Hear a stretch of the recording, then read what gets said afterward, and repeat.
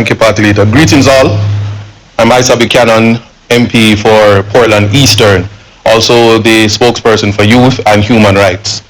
I speak on behalf of the people on the eastern side of Jamaica. I'm setting the context to say that equity in distribution is going to be an important theme if we are to ensure that all persons in Jamaica are not excluded or left out, but rather inclusion. Now in Portland, this is a direct message from the constituents. Port Antonio is not all of Portland. So in saying that, I want people to understand that there was devastation in Portland Eastern. In particular, the Fellowship Division, which is a valley area, Melissa did serious damage in that area. There are persons who, the rules are all gone. It's similar in the Mansion Hill Division. So there are persons who are homeless as we speak. I raise this in the context that persons have an ability to try to survive. They try their best to ensure that they move on with their life. It's almost an innate ability these days. But I want the government to understand that when persons are building back their houses and just taking up zincs that probably don't even belong to them to ensure that they have a roof over their heads, they can't wait. It's impossible to wait until somebody comes to say, okay, I see the damage, we will process your claim and then give you some support. That support is in the sum of $50,000, $100,000, $400,000 if it's complete destruction.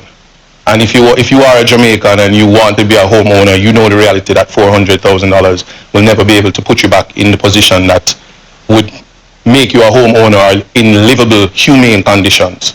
So when I speak of equity of distribution, although Melissa didn't hit at ground zero in the east, we are an island surrounded by water, especially if you're a coastline parish like Portland, Eastern, St. Thomas, Portland, Eastern and Western, all of Portland and all of St. Thomas. But if we speak of the constituency, I'm not going to sit here or stand here and say that MPs who are not in those ground zeros aren't affected, because we all are. As it is right now, we are a country where resources are scarce. The opposition leader would have reached out to the Prime Minister and there was an allocation. What does that allocation look like? I can only tell you from the lived experience that from a human rights perspective, if you get $1.5 million, that amounts to no more than 600 care packages and probably 22 tarpaulins. Why am I speaking on this? Because it would mean that if you are a member of parliament and you had persons voting for you in the amount of 8,000 plus persons, these are persons that have been affected, and whether you know it or not, it's not just the elderly, it's not just women and children, they're able-bodied persons who live day to day. And I'm just using that as a starting point because I'm saying this, it is not the time to be political. You can't see color, you can't see political parties. No, I want to add to that point before we continue with Isaac in this recording. Guys, please remember to hit the like button, get this video to 5,000 likes, right? In Jamaica, living day to day is a constant reality. Meaning, if that person doesn't get up and work on that day, they don't find food to eat. They call it the hustling. You know what I said?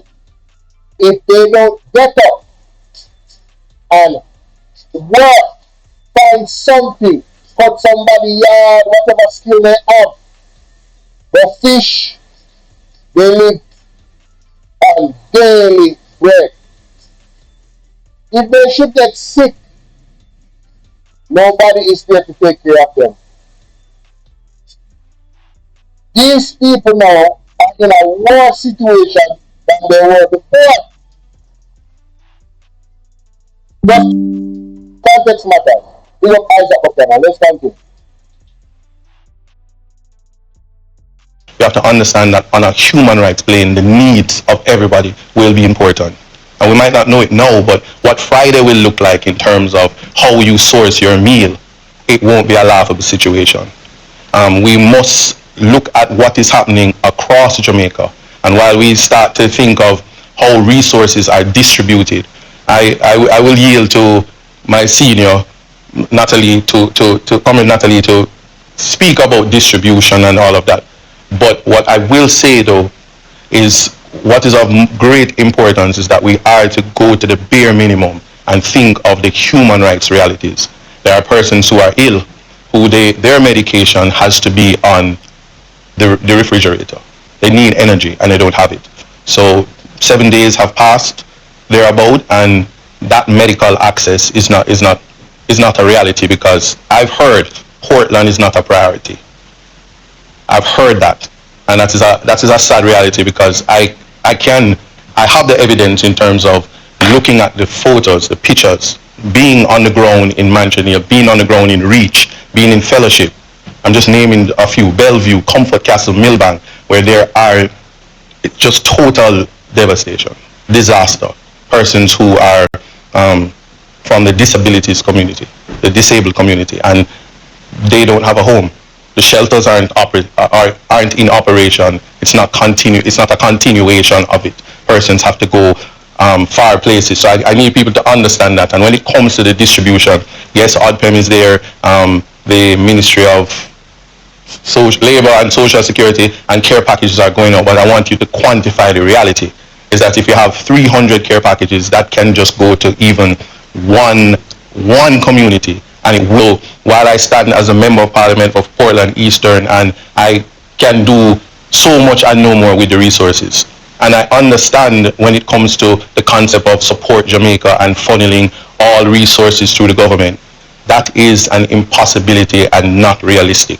So much so that I have gone on by taking guidance from the diaspora to start a GoFundMe, and it is the diaspora from Portland and persons who are concerned that have raised funds for me to be able to do things that the government is not yet prepared to do.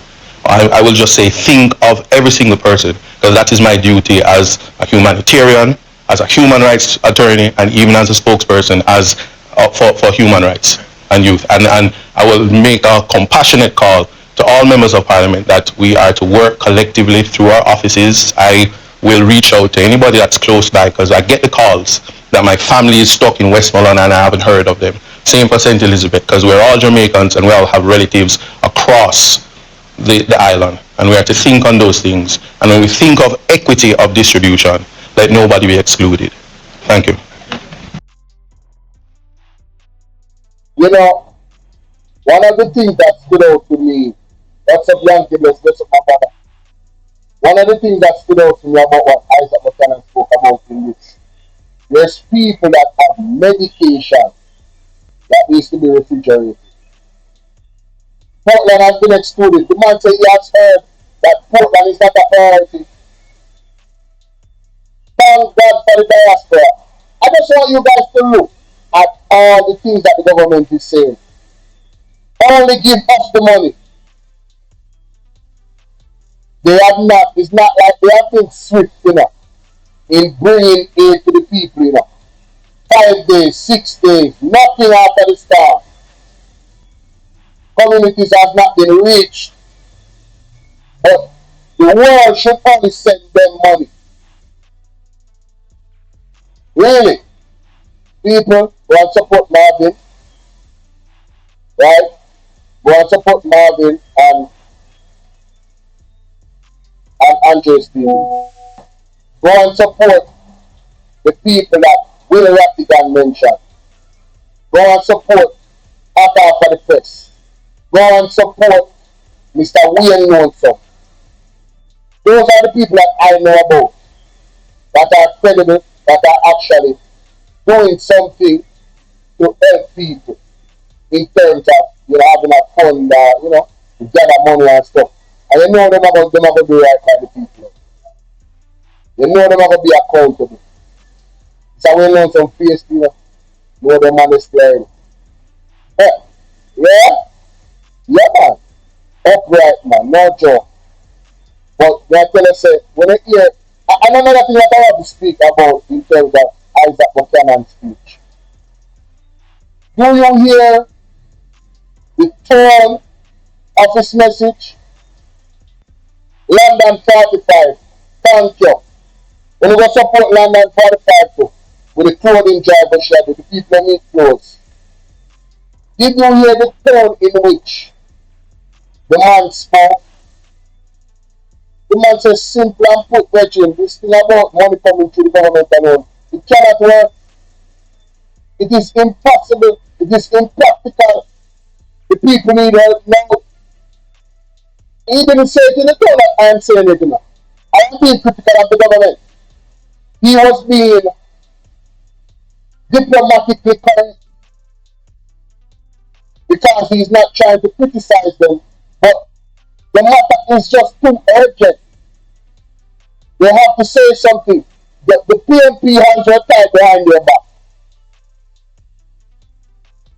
You can you imagine if the PMP operated like the JMP? Can you imagine if they agreed with everything and the way how they did everything? And it appears that this is what they require. Why did Nationwide ask about many of these things that was said by Isat Buchanan? The realities. Right? Portland is not only Port Antonio, bro. So I know Port Antonio they get damaged. Look at it deeper. Why don't you? Look at it deeper.